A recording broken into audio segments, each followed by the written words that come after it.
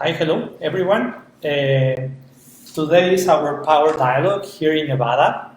Let me introduce myself. I am Fortuna Costa, a Student Sustainability Council grad representative, also a PhD candidate for environmental engineering here at University of Nevada in Las Vegas.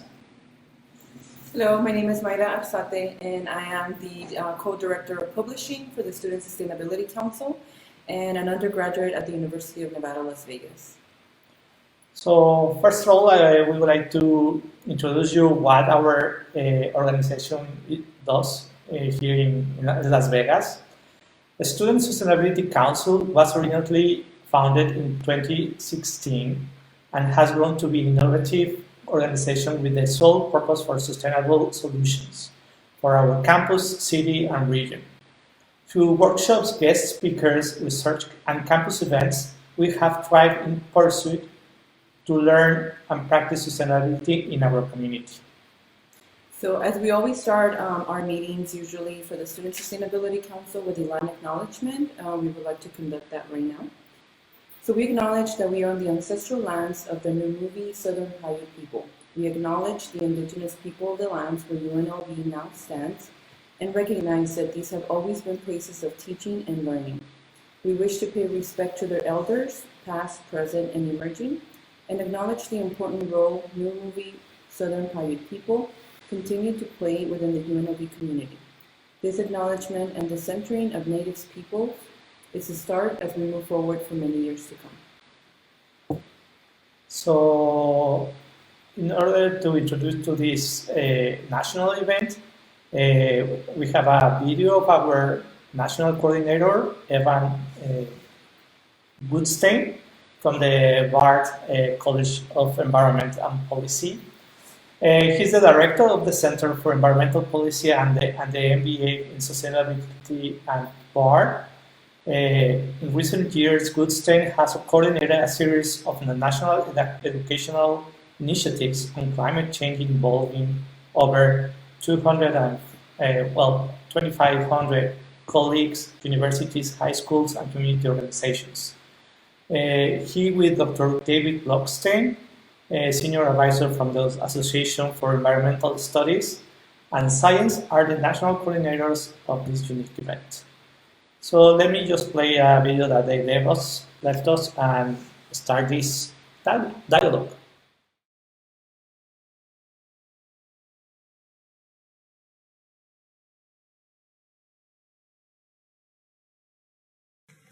Welcome to Solve Climate by 2030. Today, universities in almost all 50 U.S. states, Puerto Rico, D.C., and several other countries are hosting state and region-wide webinars focused on ambitious and feasible things that we can all do in our cities, our towns, and states in the coming year to really move the needle on climate change. Here is the most important idea to take home today.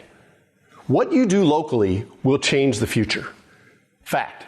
The U.S. state of Georgia is a top 10 solar state. The neighboring Sunshine State of Florida has very little solar power due to outdated laws and regulations.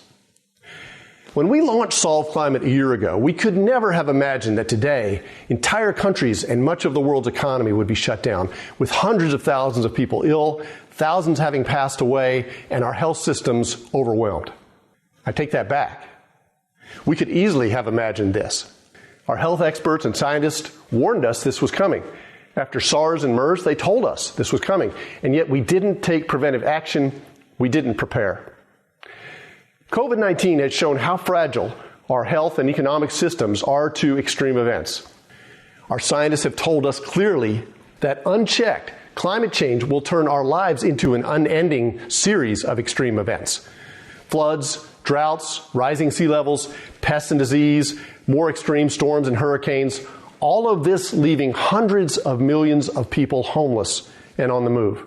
We can change this. We still have time to change that future.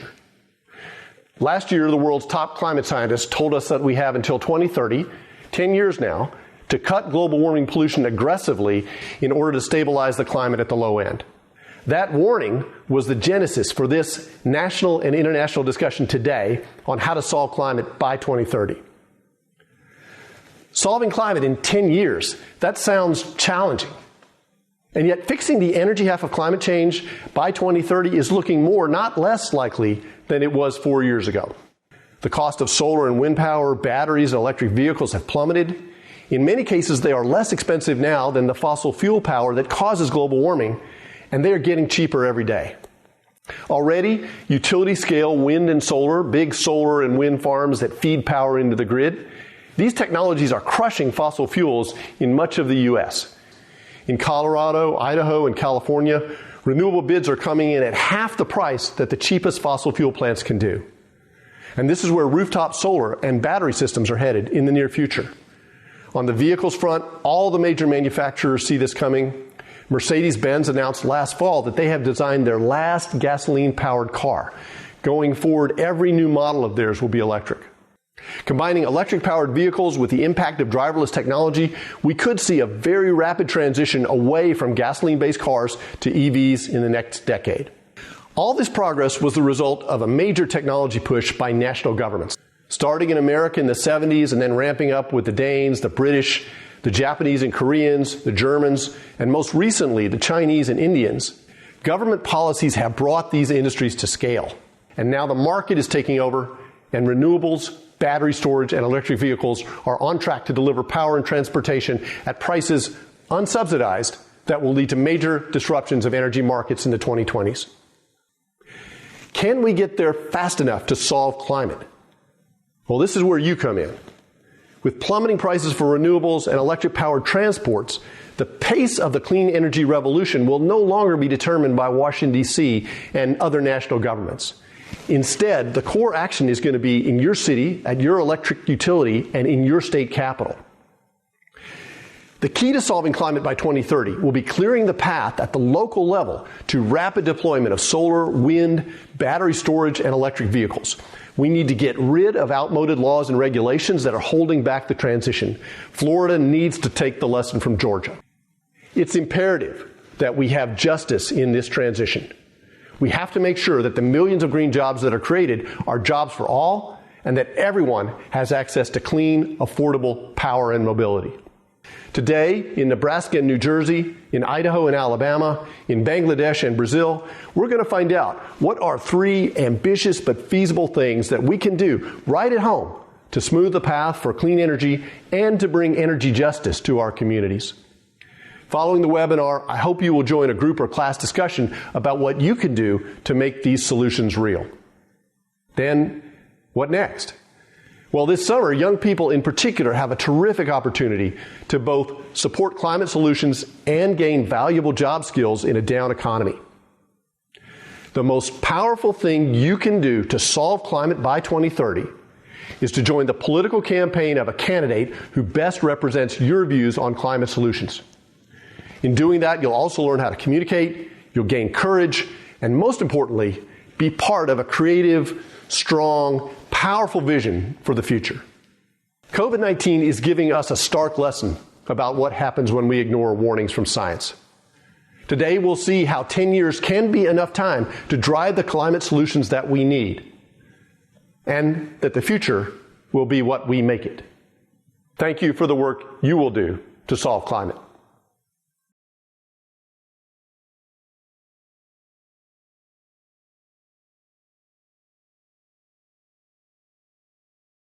So my name is George Rhee. I'm a physics and astronomy professor at UNLV. My training is in fact in astronomy. And a few years ago I switched my research to climate change and working on 2 aspects of the problem, one of which was trying to answer the question, what would it take to switch Nevada's energy use to renewables by 2050? And the other one dealing with the issue of water use and rather water supply from the Colorado River. So I've been interested in the problem from those 2 aspects, and I'd like to focus on the former, which is the energy use in Nevada and what it would take to switch Nevada entirely to renewables by 2050. And so there are 2 other aspects of the problem that I want to begin by addressing, since in a timely manner we're dealing with the COVID crisis right now.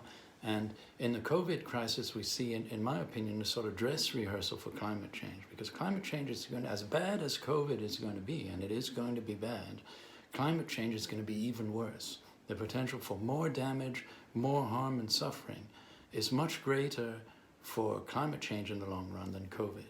And we see some warning signs of the way the COVID-19 crisis was addressed in this country as a sort of high-speed version of what's been going on with climate change. Namely this, is the first thing that happened with COVID-19 is they said, well, it's a hoax. So you can decide who the they is, but there were certainly elements in the current administration who said that, and elements in the media. And so it's good to know the denialism arguments in order to address them. And so the first line of defense is it's a hoax. Second line of defense was, meaning an argument for doing nothing, was, well, it's a minor issue and there's no cause for alarm. Then the third line of defense as an argument for doing nothing was it's under control, nothing to worry about. And the fourth line of defense was, which is not exactly a line of defense, but sort of an excuse, is, well, now it's too late to do anything. And the final line of defense is it's not our fault. And I've sort of presented these arguments in a certain order, but they actually are made in any order. I don't think anyone at this point is saying it's a hoax anymore, but that was being said in February and as late as mid-March, not that long ago. So, but you'll hear various versions of these arguments being made. And so it's important to know that these arguments resemble the climate denial arguments. They're in fact exactly the same arguments. And so, but the best way to decide what to do is, and the urgency to act is to decide whether or not you're in an emergency. And there's a sort of mathematical argument that was presented in the journal Science for making the case as to when you decide that you're in an emergency. And so I thought I'd go over those arguments because I'm a quantitative scientist. I like to deal with numbers. And so the mathematics of an emergency, I have all these references if anyone's interested.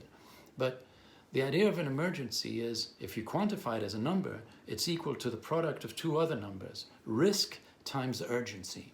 And so insurance companies quantify risk as probability of an event times the damage caused by an event. If either of those numbers is high, then there's a high risk. And so you might have a low probability, a nuclear power station might blow up, but the probability is very low, but the damage would be incalculable, as in Chernobyl.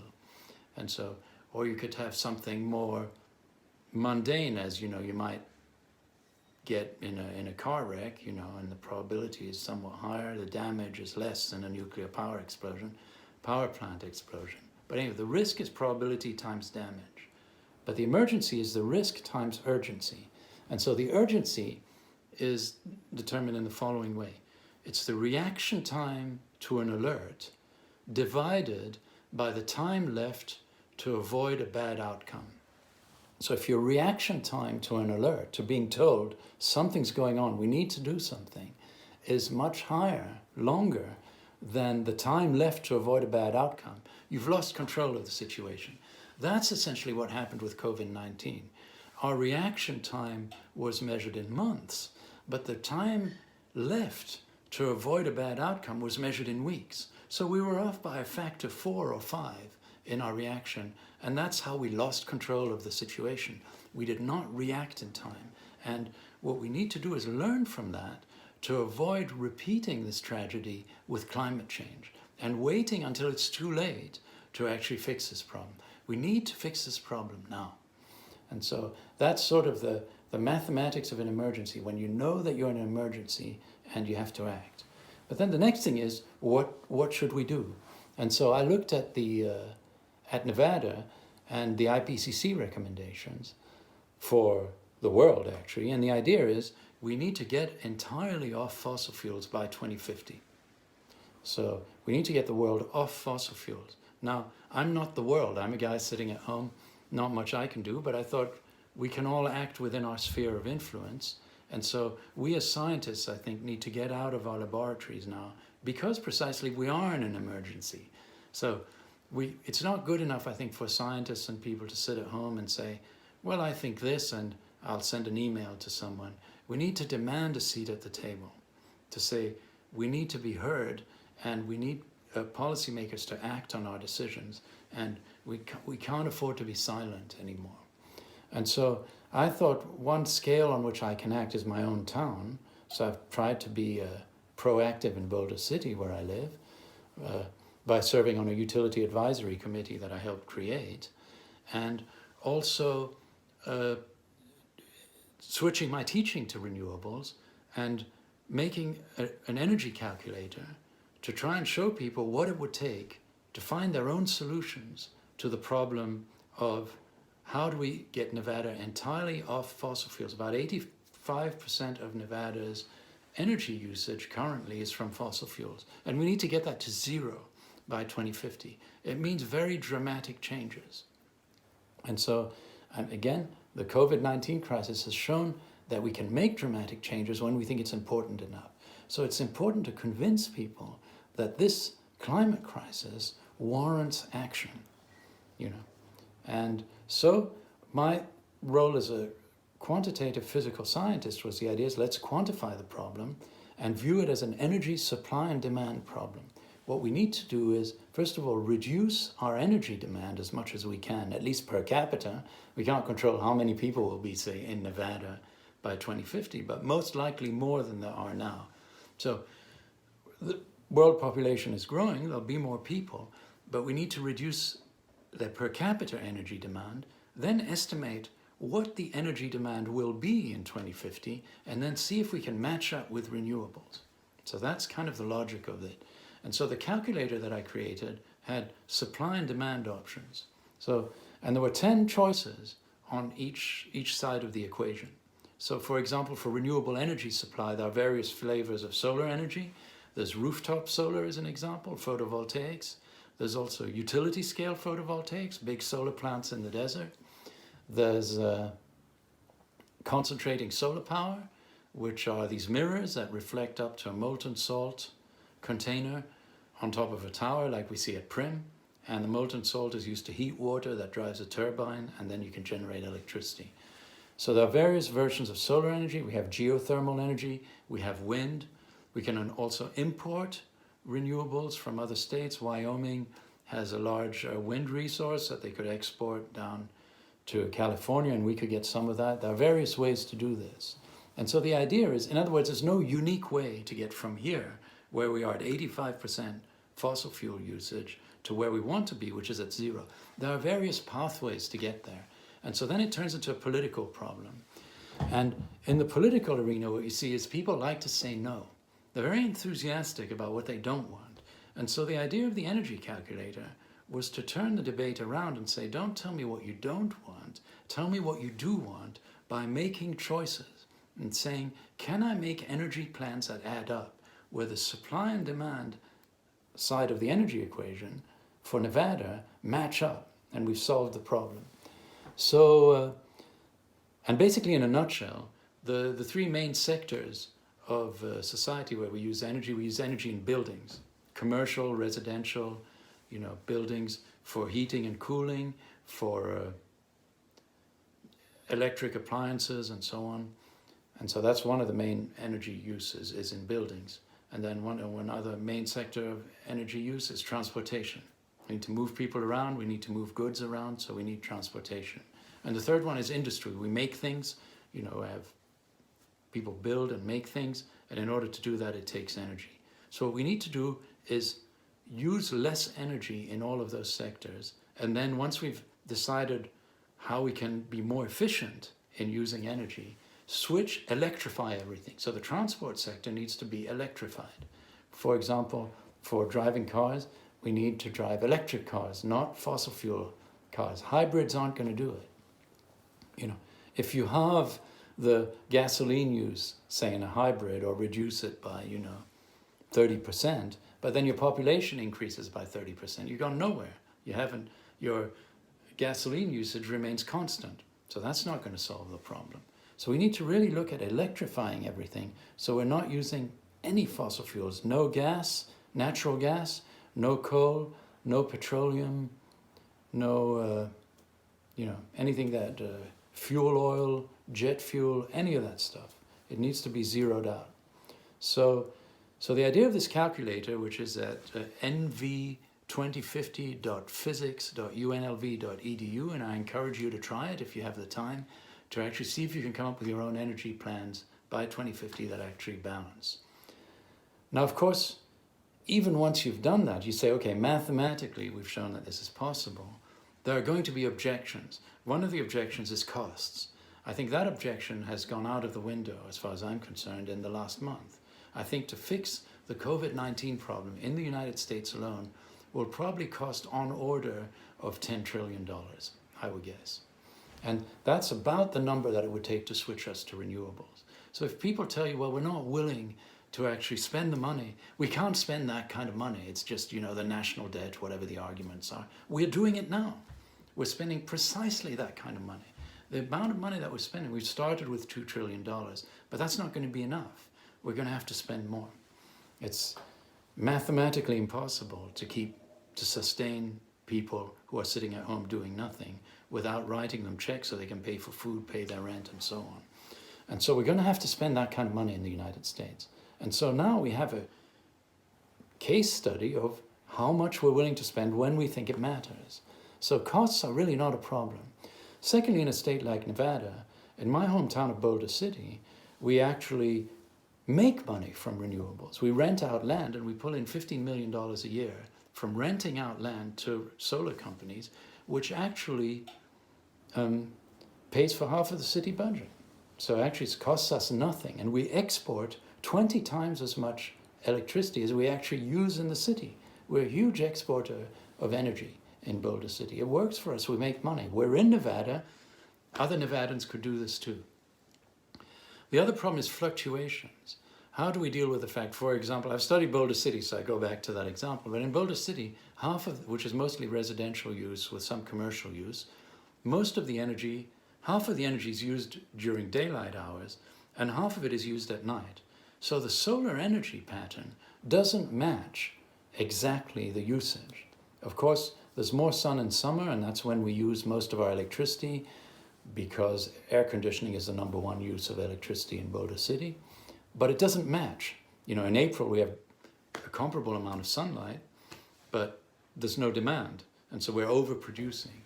So what you need is to match. Now the problem is the electric grid as we've designed, it cannot store energy. And so we need to redesign the electric grid in order to store energy. And we're designing solar plants with batteries.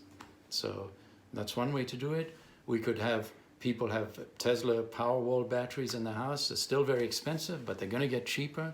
All of this stuff is getting cheaper. Solar power is so cheap now that solar without storage is cheaper than natural gas. It's coming in at 1.5 cents per kilowatt hour, I think, something like that, which is a lot cheaper than natural gas currently. The other problem is land use. So people who don't think quantitatively say, well, we can't sacrifice the land, you know, there's a desert tortoise, there's plant, but the amount of land that we would need to sacrifice, and it is a sacrifice, I mean, you can't use the land for anything else if you build a solar farm, would be about 1/3 of 1% of the land area in Nevada. Nevada is about 300,000 square kilometers.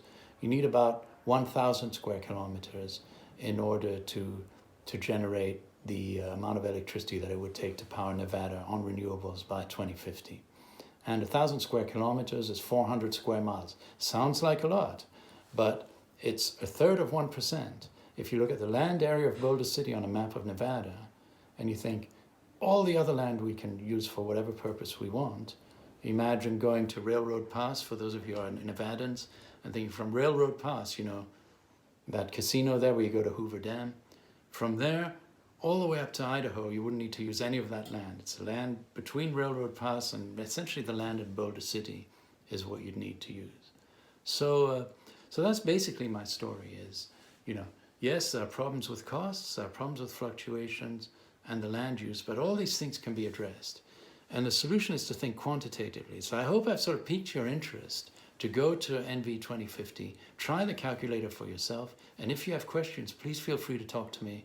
I've put this thing free online. I did it of my own volition. I hope that people use it, and I hope that it helps promote solutions to the climate problem so that we don't wait until it's too late and find ourselves in the same jam that we're in with COVID-19. COVID-19 is a dress rehearsal. Let's not make the same mistake again. We've made it once and we're paying a price. So, thank you. My name is Ian Zubarty. I am the principal man of the Western Bands of the Shoshone Nation of Indians. I'm also the secretary for the Native Community Action Council, a organization that was founded in 1994 to address nuclear issues that are impacting the Western Bands of the Shoshone Nation of Indians. I graduated from the University of Nevada, Las Vegas in 2001 with a degree in communication. I use my education every day on nuclear issues, and I'm here to help explain what the problems are in thinking that nuclear is a solution. Nuclear is not a solution from the experience of the Western Bands of the Shoshone Nation of Indians. Our position is that the enduring purpose of nuclear technology is the production of weapons of mass destruction, and the impacts from that have long-lived effects that my people will be feeling for a long time. What about the perception of Native people about the other energies? If nuclear is no solution, what about solar and wind farms like here? There are ways to live in balance and harmony with the earth, and there are ways not to. And wind and solar are closer to the earth than the creation of nuclear materials that never existed before on the planet. And that's what we're doing with nuclear technology. We're producing materials that never existed before on the planet. Every step in the nuclear chain emits CO2. Even the actual fissioning in the reactors releases carbon-14. So we need to be aware of those things. Solar and wind are certainly preferable to nuclear technology. A good example is terrorism. The terrorists would find a nuclear reactor a vulnerable target with the potential for a large release of radioactive material. If a terrorist, for example, took an aircraft and flew it into a windmill, essentially you'd have a dead terrorist and one broken windmill. If they did the same to a wind farm, a solar farm, it'd be the same situation. But with a nuclear reactor, it could be a catastrophe with unknown consequence. So certainly from the standpoint of terrorist attack, solar and wind are preferable, as well as we see what happened in situations where the electric power was cut off in Fukushima, where the cooling pumps didn't operate, and we had the meltdown at those reactors, and those are ongoing events. So I think the catastrophe is certainly something we want to avoid, and this is where nuclear is not a solution. It is the most costly way to fail at climate change. We can't build reactors fast enough, and as I mentioned, the enduring purpose of nuclear technology is the production of weapons of mass destruction. The United States is proposing small modular reactors as the way to power our future. Unfortunately, the purpose there is to produce reactor designs for nuclear subs, and using Native Americans as an excuse to do that, saying that Native Americans could use these in isolated communities. No, the purpose of saying that is so that the nuclear industry would have the economies of scale to produce the small modular reactors that we reject. We reject that. So I was involved in doing two things here regionally in Southern Nevada. I was the environmental director for the Moapa Band of Paiutes, and when I went there in 2008, the coal-fired power plant, Reed Gardner, was polluting the reservation. I was 400 yards away, living in the community where the Moapa Band of Paiutes had lived for nearly 40 years, with that coal-fired power plant, pumping out CO2, pumping out mercury. And what most people don't understand is that the coal-fired power plant would burn the coal, that coal would burn, and the uranium in the coal would be condensed into the coal ash. That is called, at that point, technologically enhanced naturally occurring radioactive material. That material was put in a landfill 600 yards from the reservation, and that would blow into the community, into people's homes, and potentially into their food and be ingested into their lungs. And that's why technologically enhanced naturally occurring radioactive material is dangerous. Western coal has the highest concentration of uranium, and the other forms of technologically enhanced naturally occurring radioactive material include fracking. It includes uranium mining. Tailings themselves have now been technologically enhanced and put into the mounds. The tailings are left behind after the high-grade ore is taken and used in the manufacture of fuel rods, used in the manufacture of other nuclear materials. So uranium in the ground is now being brought up through all of these activities: coal mining, fracking. Even in our water systems in California, the schools are pulling out a pound of uranium out of the water systems in Fresno. You should take a look at some of these things. Nuclear is everywhere. Yes. Nuclear is natural. Yes. And we are creating complications to our own health by bringing it up to the surface. Oil field workers.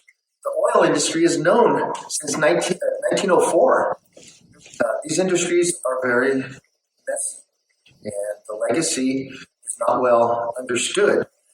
In some parts of this country, such as the Navajo Nation, they are dealing with thousands of uranium mines that have been that are not reclaimed and that are open and near communities.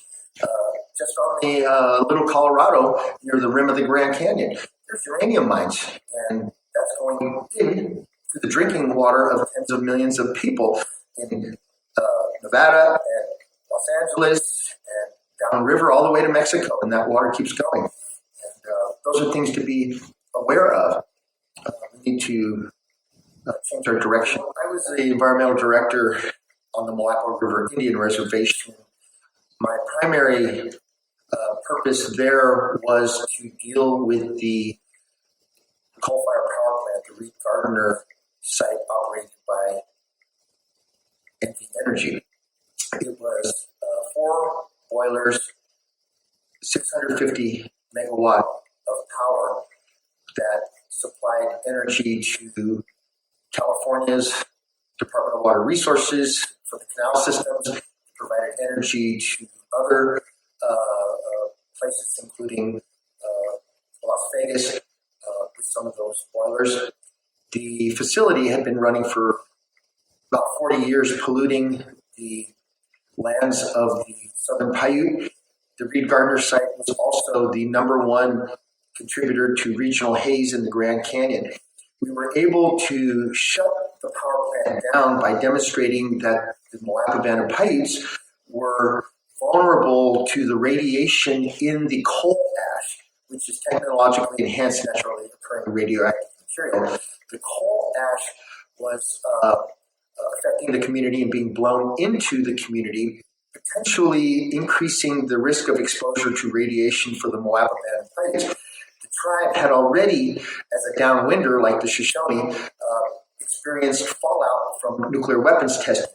And because of that past exposure, Native Americans, including the Moapa Band of Paiutes, cannot endure any increased burden of risk from any source, including coal ash. The 2005 Biological Effects of Ionizing Radiation, the BEER 7 report, was the first time any U.S. agency stated that there's no minimum threshold for radiation carcinogenesis, cancer, and they specifically rejected hormesis, that there's some benefit to radiation exposure. So we use that as the basis for communicating to the United States government and to NV Energy that the power plant is increasing the risk involuntarily of the native people, and we were able to use that to shut the power plant down, as well as demonstrate that solar, the Moapa Paiute developed the K-Roads, which is now the first solar Moapa project,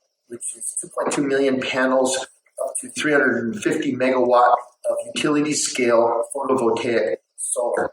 And these two, demonstrating how bad it is because of radiation exposure, and showing NV Energy leadership on the right way to go, we were able to close down the Reed Gardner power plant. And we had help from Sierra Club that helped magnify the voice of the tribe to do that. So that's good work. I try to use my degree, and I've used my degree every day, and even right now, I hope. There are so many politicians that think that Nevada is like a white blank canvas, and they think that we can cover it with solar farms and things like that. You're an expert of what is Nevada about, and I don't know if you can tell us what it will be the best areas if we have to develop these new energies, renewable energies. Well, most of the Great Basin, which is called Nevada, is Western Shoshone property under treaty, the Treaty of Ruby Valley in 1863. That is the basis for the Shoshone relationship with the United States.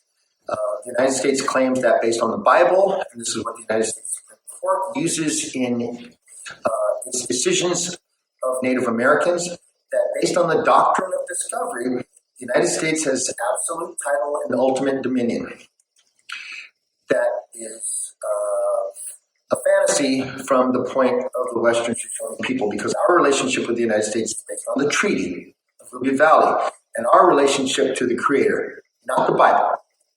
Okay, so that's where we start. And when we look at the Great Basin, our people have lived here for 10,000 years before the Common Era. And in our country, we have the oldest life on the planet. We have creosote, we call it Yatumbi. It's all over our Mojave Desert. It's 11,700-year-old clump. We have the Bristlecone Pines, the other side of Death Valley, Shoshone country. Our community at Furnace Creek is the Timbisha Shoshone. At the north end of Death Valley, we have the Bristlecone Pine. These trees individually are 6,800-year-old trees. Then we have the Pando, which is quaking aspen. It's the white stalks with the yellow leaves. These are a diploid plant. So each stalk, you'll see thousands, tens of thousands, hundreds of thousands. They're all one plant. We're talking 25 square miles, up to 80,000 years old. We don't know how old. So some of the oldest life on the planet is here in the Great Basin. That's what we need to protect. So when I talk about these technological developments, it's really about replacing the oldest life on the planet with us and our short-sightedness.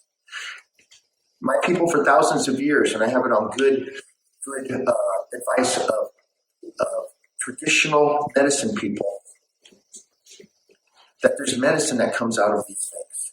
And we're seeing it. We're collecting the medicines. We go to other parts of the world and collect those medicines, but we're doing it at a rate which is destroying our environment. So we need to be aware and change how we live and find that balance. So the Creator gave us instructions, the Shoshone people, instructions of how to live in balance and harmony, which is our title to this land here. As I mentioned, it didn't come from the Bible. The United States says that their right to tell us what to do is based on the Bible, and even Jeff Sessions a year ago said, you must obey the laws of the government, Romans 13, when he was Attorney General. The President of the United States says, you can say Merry Christmas again. It's not our custom. It's not our life way. It's not balance and harmony. That's for profit, and that's where we have a problem. Our custom, our tradition is sharing. If you have land, thank a Native American. That is our custom of sharing, and you share our values. And that's important. We're sharing our values, and we want people to engage with that. Our value is not destroying the oldest life on the planet.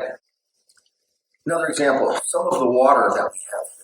For Shoshone people, it's pure, pristine water. It's the primal waters that were created from the origin of the planet.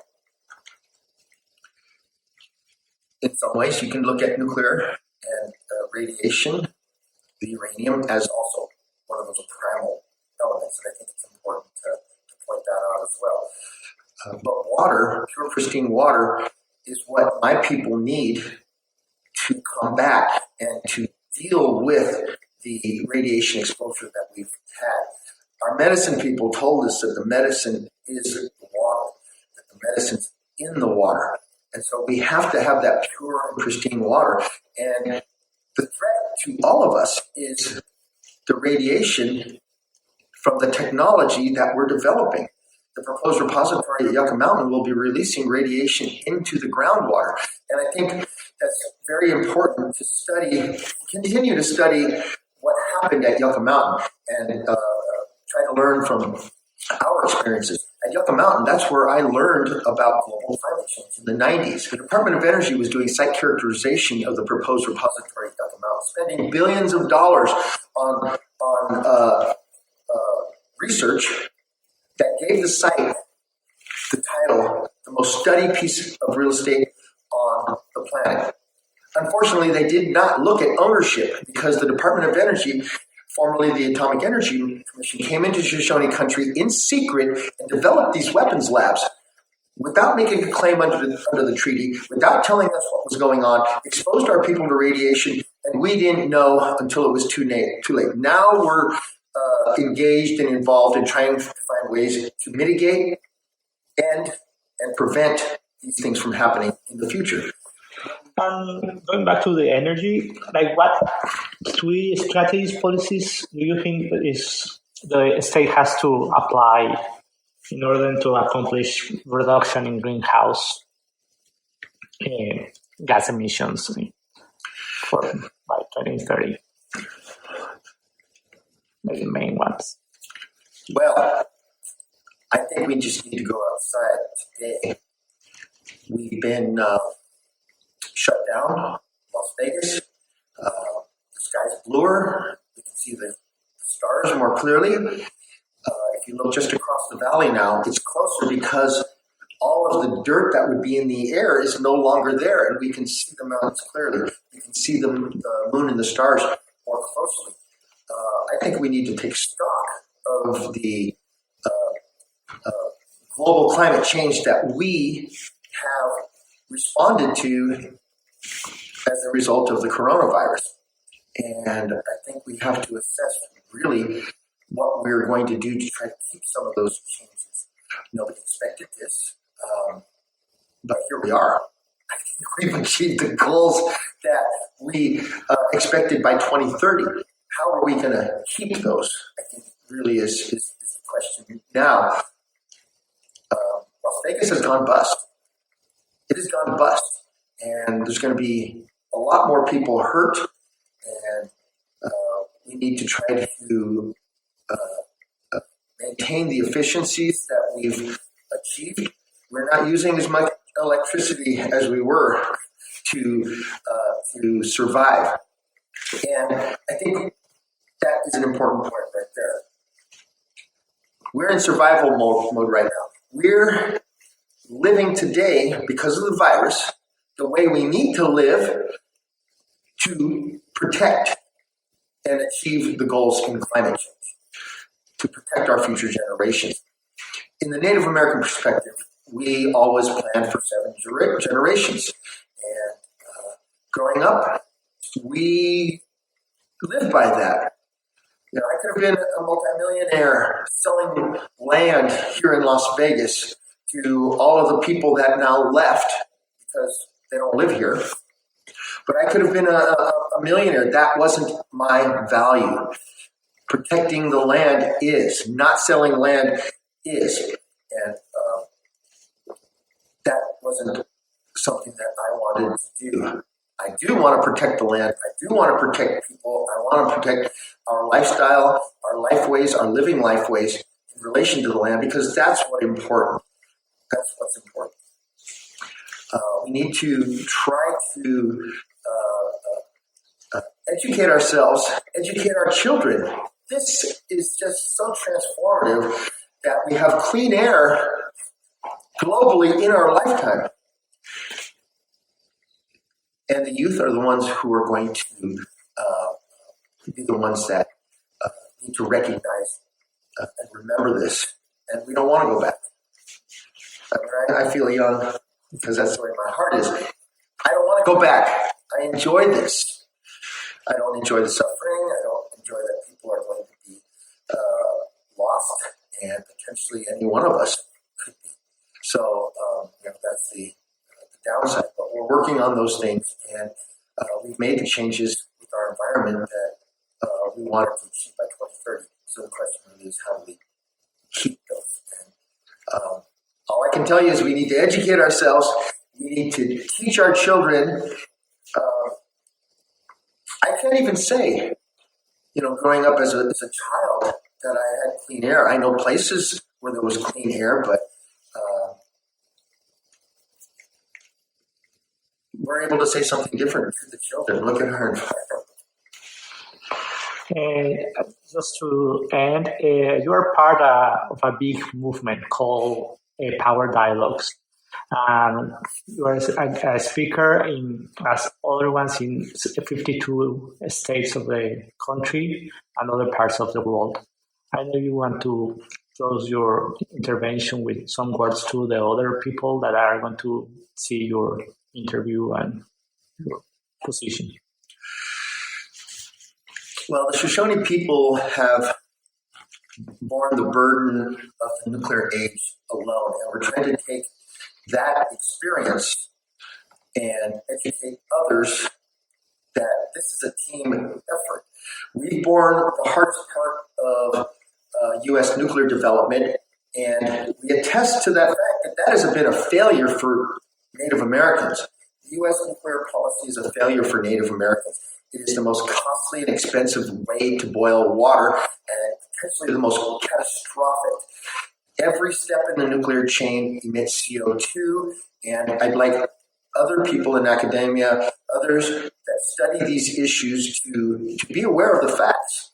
And we need to change that. We need to stop doing that. We have to deal with that waste. It's going to be around, but even that is complicated. I've been going to reactor sites in communities in different states, looking at the issues of people in those communities, and they are dire.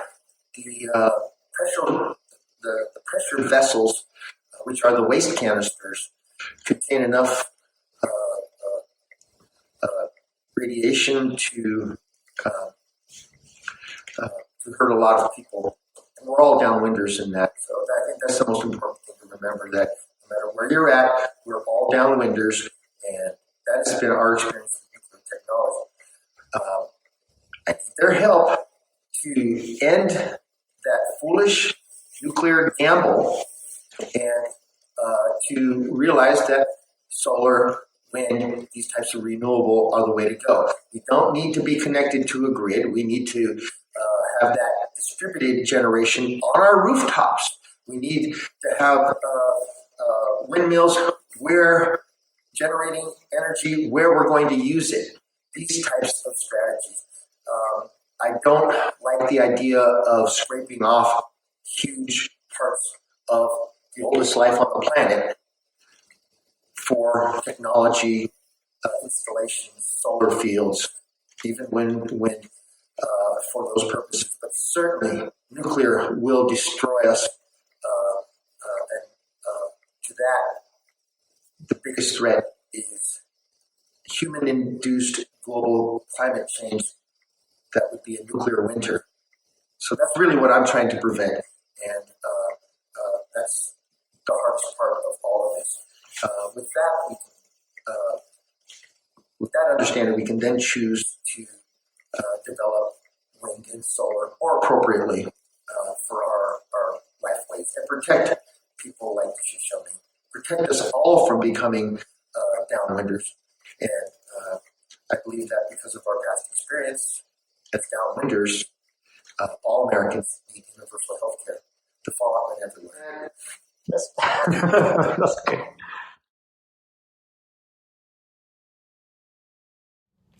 Hey UNLV Rebels, my name is Jonathan Royce Espon. I am the youngest candidate running for Congress. And when I'm not running for Congress, I have an amazing job working for Tesla. Because of the COVID-19 outbreak, we can't officially hold this talk, but I'll be speaking to you as a congressional candidate as well as someone with a working knowledge of the Tesla products. I'm really excited to get a chance to speak to UNLV's Student Sustainability Council for their Solve Climate by 2030 event. Thanks for tuning in, and let's talk Tesla. Tesla was founded in 2003 by a group of engineers with the bold mission statement to accelerate the world's transition to sustainable energy. In under 2 decades since its founding, Tesla has quickly achieved dominance in the electrical vehicle market, reaching a $166 billion market capitalization, closely following CEO Elon Musk's master plan. Written in a blog post by Musk in 2006, the not-so-secret Tesla Motors master plan included building a sports car, then using the proceeds from that project to build an affordable car, then once again using the proceeds from that project to build an even more affordable car, all the while providing zero-emission electric power generation options through solar. In order to carry out this master plan, Tesla needed a business strategy that was profitable, fiscally sustainable, and had the infrastructure necessary to carrying out this vision full scale. Now let's take a look at 3 areas covered by Tesla's ecosystem of energy products and solutions. Energy generation. With its acquisition of SolarCity in 2016, along with the majority of its Las Vegas operation, Tesla quickly expanded to photovoltaic systems, selling solar panels and solar roofing to its residential and commercial customers.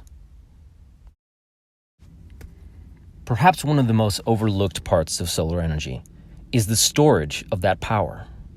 With Tesla's Powerwall, power generated during the day can be used at night, and additional energy can be stored and utilized during blackouts. With Tesla's Megapack, this energy can be stored for mass amounts of use.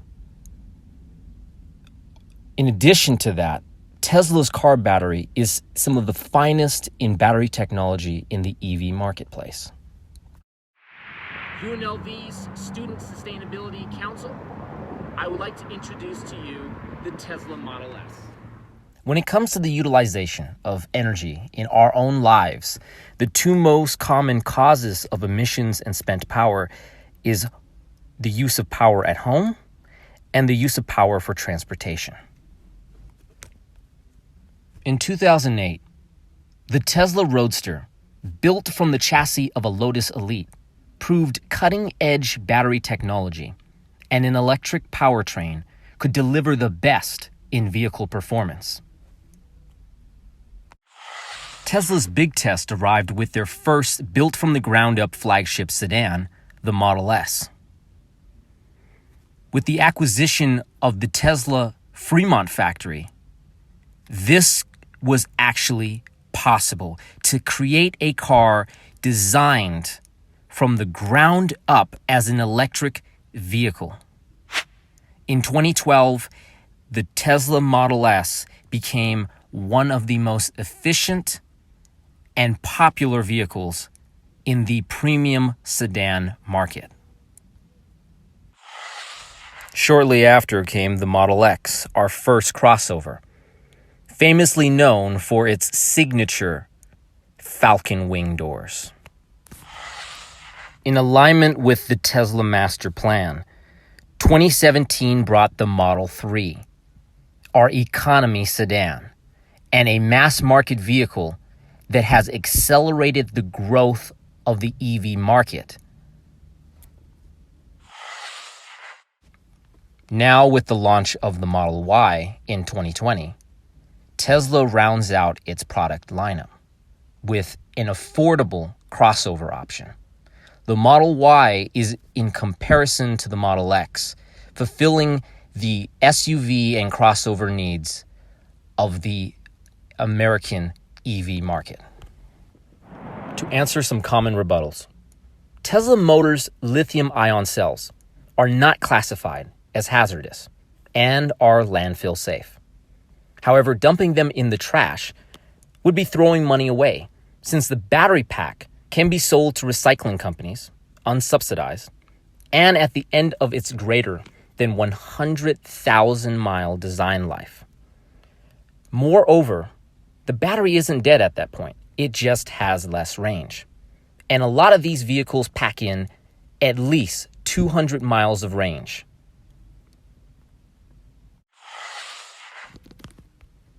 Another common rebuttal to electric vehicles as a solution to carbon emissions is that they simply transfer the CO2 emissions to the power plant.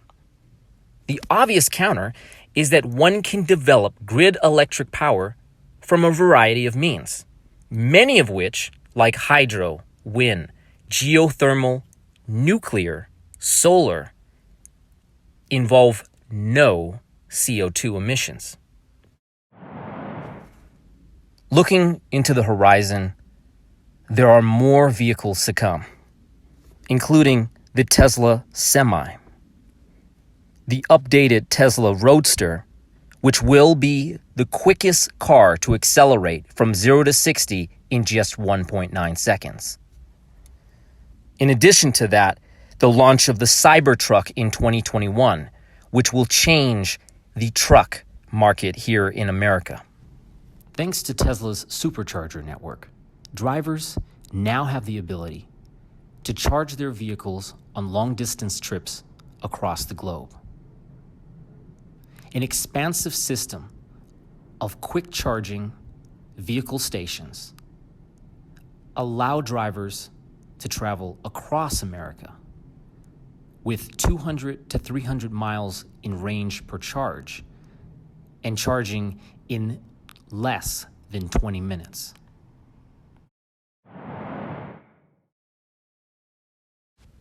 Beyond our energy and electric vehicle products, Tesla continuously improves its technologies in automation that allow our cars to engage in full self-driving. In the future, Teslas will be able to drive on its own without anyone behind the wheel. With the introduction of the Tesla network, Tesla owners can monetize their vehicles without having to do any driving at all. This improves safety on the roads, as well as enhances the value of these vehicles. With the creation of gigafactories around the globe, Tesla is able to meet manufacturing goals, as well as to produce vehicles and energy products at a mass market rate. I personally applaud the efforts of private organizations like Tesla. Its endeavors help push us closer to a sustainable future.